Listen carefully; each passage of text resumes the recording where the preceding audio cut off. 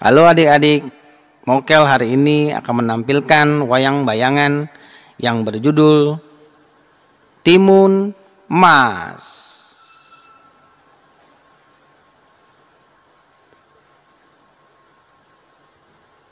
Selamat menyaksikan. Zaman dahulu, tersebutlah seorang janda yang tinggal sendirian di gubuknya yang sederhana. Mbok Sirni namanya. Setiap hari, Mbok Sirni bekerja dengan rajin di kebunnya yang tidak begitu luas. Sebenarnya dia sangat menginginkan seorang anak. Namun, rupanya Tuhan belum mengabulkan keinginannya hingga sang suami meninggal dunia.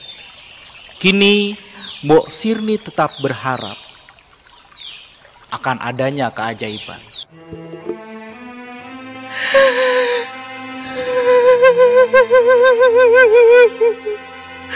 Ya Allah, kenapa sampai saat ini hamba tidak mendapatkan anak? Padahal hamba sudah menunggu dan terus menunggu, ya Allah. Kapan anak itu hadir, ya Allah? Sedangkan suami hamba sudah meninggal dunia.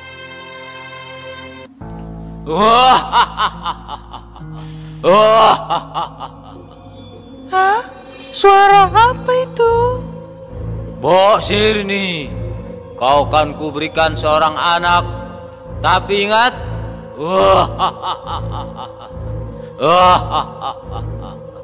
dengan syarat kau tanam biji mentimun ini. Setelah 6 tahun, aku akan datang untuk mengambil anak itu.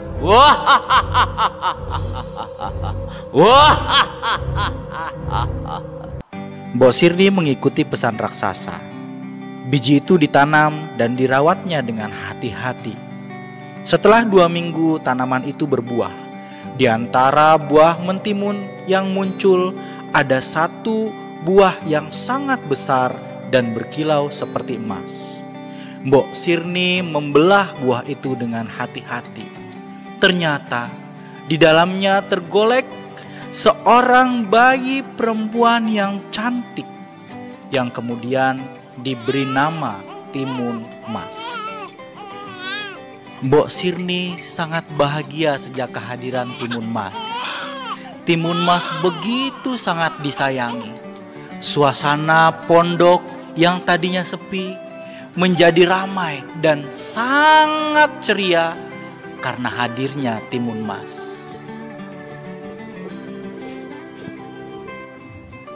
Mbok Sirni begitu bahagia melihat Timun Mas semakin hari semakin besar.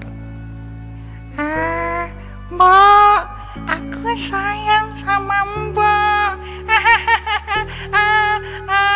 Aku pengen selalu bareng-bareng sama Mbok. Mbok, aku sayang sama Mbok. Tapi Mbok Sirni selalu teringat janjinya. Dan ketika Timun Mas menginjak usia 6 tahun, datanglah raksasa.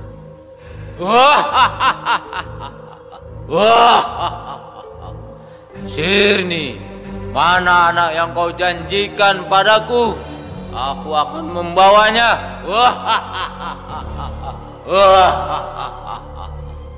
Aduh, Tuan raksasa, bagaimana kalau nanti 2 tahun lagi setelah dia besar, kau boleh membawanya?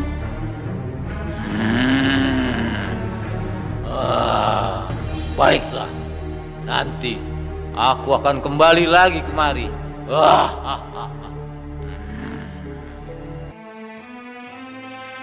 Melihat Timun Mas yang tumbuh dengan cepat dan bertambah cantik, Mbok Sirni semakin sayang pada Timun Mas. Namun, setiap kali dia teringat akan janjinya pada sang raksasa, hatinya pun menjadi cemas dan sedih. Ia hanya mampu berdoa meminta pertolongan kepada Tuhan. Ya Allah, apa yang harus hamba lakukan? Hamba tidak ingin kehilangan anak hamba. Suatu malam, Mbok Sirni bermimpi. Dalam mimpinya, ia diberitahu bahwa bila menginginkan anaknya selamat, ia harus meminta bantuan seorang petapa di Gunung Kidul. Esok paginya, Mbok Sirni langsung pergi ke Gunung Gundul. Di sana, ia bertemu dengan seorang petapa yang memberinya 4 bungkus kecil yang berisi biji mentimun, jarum, garam, dan terasi yang dapat digunakan sebagai penangkal raksasa. Sesampainya di rumah, diberikannya bungkusan tadi kepada Timun Mas. Dan Mbok Sirni berpesan kepada Timun Mas agar membawa bungkusan itu kemanapun dia pergi sebagai penangkal raksasa yang jahat. Hingga pada suatu hari, raksasa kembali datang menagih janjinya. Sirni, Mbok Sirni, mana janjimu? Nak, pergi nak. Sayang, ada raksasa jahat. Pergi lewat pintu belakang. Sayang, pergi. Apa? Kau ingkari janjimu lagi? Sirni, kan ku tangkap kau Timun Mas.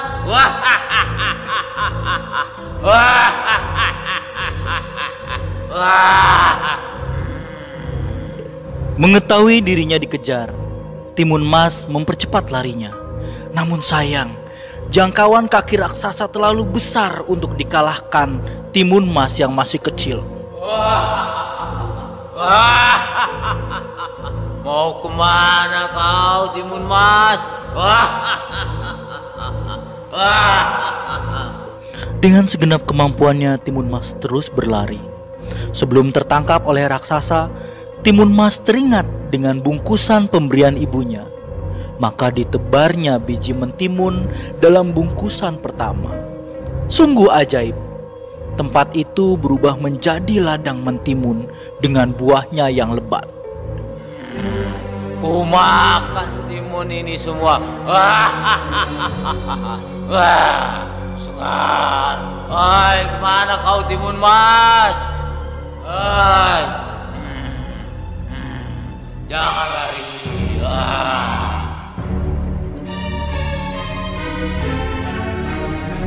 Ternyata semua mentimun itu tidak bisa menghalangi raksasa.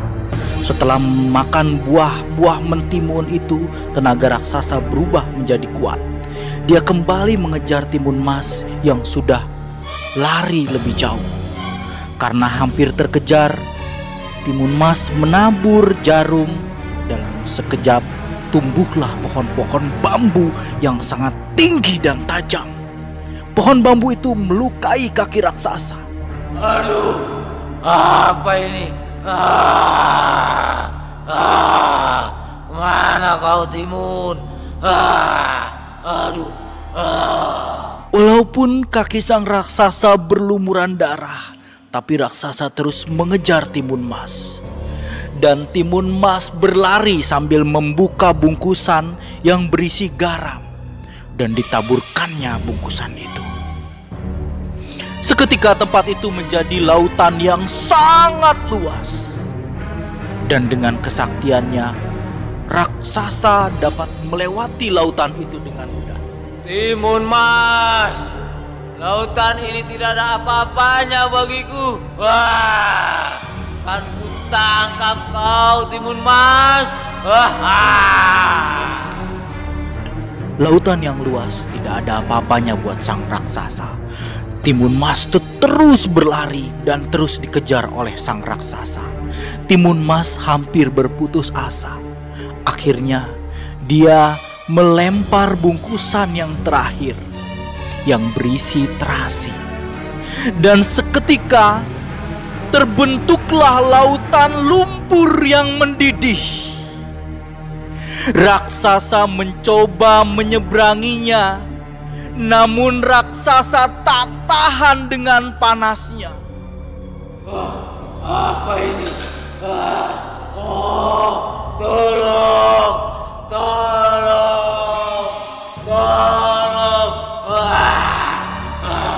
Apa ini?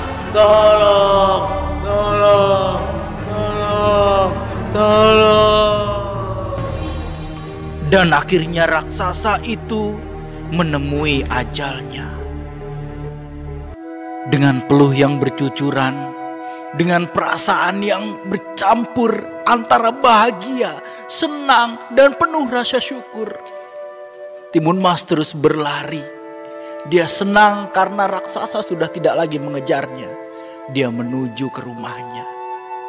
Dan di rumah, mbok yang disayanginya telah menunggu, menanti putri kesayangannya dengan penuh perasaan haru, dengan penuh cinta, dengan penuh rasa syukur. Mereka saling berhadapan dan memeluk dengan cucuran air mata. Timun Mas dan Mbok Sirni bahagia selamanya.